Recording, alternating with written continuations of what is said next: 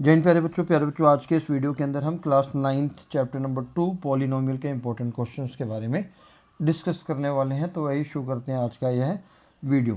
Question number 1 की बात करें तो क्वेश्चन नंबर 1 है factorise the following using splitting the middle term method. ठीक है, splitting the middle term method क्या होता है, सबसे पहले आपको वो पता होना चाहिए। उसके लिए आपको जनरल इक्वेशन पता होनी चाहिए क्वाड्रेटिक की, X square B X plus C. ठीक है, where A can not be equal to 0। इसके अंदर आपको क्या करना होता है, स्प्लिटिंग द मिडिल टर्म के अंदर आपने एक्स वाला जो कोफिशिएंट है उसको स्प्लिट करना होता है दो पार्ट्स में। तो आपने इस चीज़ पे ध्यान रखना है, क्योंकि कई बार क्वेश्चन वो ऐसे भी लिख देते हैं जैसे x square plus 18 plus 9x। ठीक है, तो आपने इसको स्टैंडर्ड फॉर्म में लेके आना। स्टैंडर्ड फॉर्म ये वाली है। आप अगर आपको जनरल इक्वेशन आती है तो आप इसको स्टैंडर्ड फॉर्म में लिखिए पहले। उसके बाद आपने क्या ध्यान रखना है कि जो एक्स वाला कोफिशिएंट है इसको आपने स्प्लिट करना होता है। करना कैसे होता है बता देते हैं। आपने सबसे पहला ए और सी को मल्टीप्लाई करना है, यानी कि जो एक्स स्क्वायर का कोफिशिएंट है ए और जो सी कांस्टेंट नंबर है उसको मल्टीप्लाई करना है। यहाँ पर एक्स स्क्वायर के साथ क्या है, कुछ नहीं, मतलब 1 है, और सी की जगह 18 है तो 1 इंटू 18 कर दिया तो हमारा मल्टीप्लाई करके आ गया 18, यानी कि प्लस का 18। ठीक है, अब 9 को हमने ऐसे दो पार्ट्स में ब्रेक करना है जिसको प्लस करके 9 आ जाए। ठीक है, जैसे 1 + 8 9 होता है, 2 + 7 9 होता है, 3 + 6 9 होता है, पर मल्टीप्लाई करके क्या आना चाहिए, 18 आना चाहिए। ठीक है, तो दूसरा तरीका क्या, आप 18 के फैक्टर्स देख लीजिए। 18 किस किस के टेबल में आता है, 1 में आता है, 2 में, 3 में, 4 में, सॉरी 6 में, 9 में और 18 में आता है। ठीक है, यहाँ से आपने ऐसे दो फैक्टर पिक करने हैं जिनको प्लस करके 9 आए और मल्टीप्लाई करके 18 आए। तो 6 और 3 का एक ऐसा पेयर है जिसको अगर आप प्लस करेंगे तो 9 भी आ जाएगा और मल्टीप्लाई करेंगे तो 18 भी आएगा। ठीक है, तो बस हो गया, बन गया फैक्टर आपका। आपने इक्वेशन पर जाना है 1x स्क्वायर, 9x की जगह मैंने लिखा 3x प्लस 6x और प्लस 18। अब आप ध्यान से देखेंगे, अगर इन दोनों को मैं प्लस करूँगा तो 9x आ रहा है प्लस का और मल्टीप्लाई करके 18 भी आ रहा है। ठीक है, अब कुछ नहीं करना, आपने ग्रुपिंग कर देनी पहले 2 नंबर की और लास्ट के 2 नंबर की। ठीक है, पहले वाले ग्रुप में से आप देखेंगे x कॉमन है, ब्रैकेट में बचेगा x + 3। सेकंड वाले ग्रुप में आप देखेंगे कि 6 कॉमन है तो x + 3। अब दोनों में x + 3 कॉमन है तो x + 3 को बाहर निकाल दिया, बचा क्या ब्रैकेट में x + 6। यही आपका आंसर है। ठीक है, this is called the splitting the middle term method. Clear. Next question पे चलते हैं। Find for what value of k, की वैल्यू निकालनी है अगर x - 3 क्या है, फैक्टर है इस इक्वेशन का। अगर इन्होंने गिवन है कि आपको कि x - 3 क्या है, फैक्टर है, तो इसको आपने 0 के इक्वल रख देना है। ठीक है, यहाँ से आपने x की वैल्यू निकाल लेनी है जो कि आएगी आपकी +3, क्योंकि आप -3 को इक्वल के दूसरी साइड लेकर जाएंगे तो +3 बन जाएगा। इस x की वैल्यू 3 को आपने इस इक्वेशन में पुट करना है जहाँ जहाँ भी x लिखा है। तो k स्क्वायर, पहला x की पावर 3 है तो 3 की क्यूब माइनस k 3 का स्क्वायर। ठीक है, 3k x की जगह फिर 3 आ गया माइनस k और इसको इक्वल टू 0 रखना। तो 3 का क्यूब होता है 27, साथ में बचा k स्क्वायर। 3 का स्क्वायर होता है 9, यानी कि 9k आ जाएगा प्लस 9k। ठीक है, क्योंकि 3 3 9 होता है, minus k is equals to 0। Clear. तो अब जब हम इसके आगे देखेंगे क्वेश्चन को, क्वेश्चन का आंसर आप देख लीजिए क्या आएगा। 9k से 9k कैंसिल हो गया क्योंकि एक माइनस का था एक प्लस का। अब हमारे पास बचता है 27k square minus k is equals to 0। ठीक है, आप क्या कर सकते हैं, दो तरीके हैं आपके पास। तो आप k को उस साइड ले जाइए। ठीक है, और वैसे कर लेते हैं, चलो k को उस साइड ले जाते हैं, यहाँ से k कॉमन लेके भी किया जा सकता है, 20k square is equals to k।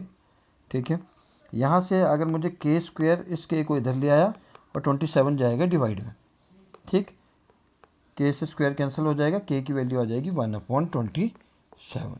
तो जब भी ऐसा क्वेश्चन आता है कि k की वैल्यू फाइंड आउट करो और कि x - 3 इसका फैक्टर है, तो x - 3 फैक्टर है तो x की वैल्यू 3 पुट करनी है। अगर उन्होंने बोला कि x + 5 फैक्टर है तो x की जगह x की वैल्यू -5 पुट करनी है। सिंपल सा कंसेप्ट है। जो यहाँ पर साइन है उसका ऑपोजिट आपने x की वैल्यू पुट करनी है। ठीक है, फिर आपका जो आंसर आ जाएगा k की वैल्यू आ जाएगी। ठीक है, question number 3, using a suitable identity you evaluate. ठीक है, करने को आप सीधा मल्टीप्लाई कर सकते हैं, पर इन्होंने कहा है कि एक सूटेबल आइडेंटिटी का इस्तेमाल करना है। Identities like A plus B का होल स्क्वायर, ठीक है, इसका फार्मूला होता है A square plus B square plus 2ab, ठीक, ए माइनस बी स्क्वायर, ये सारी क्या है आइडेंटिटीज़ हैं। तो आपको ऐसी किसी आइडेंटिटी का इस्तेमाल करके इसको सॉल्व करना है, ठीक है। तो यहाँ पर हम जो आइडेंटिटी यूज़ करने वाले वो है एक्स प्लस ए और एक्स माइनस बी वाली, ठीक। चलिए करते हैं। 104 को मैं कैसे लिख सकता हूँ? अगर मैं 104 की बात करूँ तो 104 को लिखने के दो तरीके हैं एक्चुअली में, ठीक है। पहला, आप इसको 100 प्लस 4 लिख सकते हैं, या 110 माइनस 6 भी लिख सकते हैं, या 90 प्लस 14 भी लिख सकते हैं, पर हमें ईजी रखना है तो 100 प्लस 4 लिख दिया, ठीक है। और दो तरीके कर सकते हैं, तो अगर आप 90 प्लस 6 करेंगे तो फार्मूला चेंज हो जाएगा। मैं कह रहा था ये फार्मूला यूज़ करने के लिए तो हम यहाँ पर एक दूसरी आइडेंटिटी यूज़ कर सकते हैं, ए स्क्वायर माइनस बी स्क्वायर वाली आइडेंटिटी यूज़ करेंगे, ए माइनस बी ए प्लस बी। क्यों करेंगे इसके पीछे रीज़न देख लीजिए। ये मैंने 100 प्लस 4 कर दिया और इसको मैंने क्या कर दिया 100 माइनस 4, क्योंकि 100 प्लस 4 करेंगे तो 104 आ जाएगा, 100 माइनस 4 करेंगे तो 96 आएगा। अभी कौन सी कंडीशन बन गई हमारे पास, ए प्लस बी ए माइनस बी, ठीक है। ये किसका फार्मूला होता है, A square minus B square का। ए की वैल्यू 100 है, यहाँ से दिख रही है आपको, बी की वैल्यू 4 है, तो मैं सीधी आइडेंटिटी लगाऊंगा ए स्क्वायर माइनस बी स्क्वायर। ए की जगह मैं पुट करूँगा 100 का स्क्वायर, और बी की जगह मैं पुट करूँगा 4 का स्क्वायर। 100 का स्क्वायर होता है 10,000 और 4 का स्क्वायर होता है 16। आई थिंक आगे आप आंसर निकाल सकते हैं। तो सुटेबल आइडेंटिटीज़ का मतलब, आप जितनी भी आइडेंटिटीज़ आपको याद है स्क्वायर वाली, आप उनमें से कोई भी यूज़ कर सकते हैं, चाहे एक्स प्लस ए में और एक्स माइनस बी में बना लीजिए, या एक एक्स प्लस ए बने और एक्स प्लस बी बन जाए, ठीक है, आपके ऊपर डिपेंड करता है, ठीक है।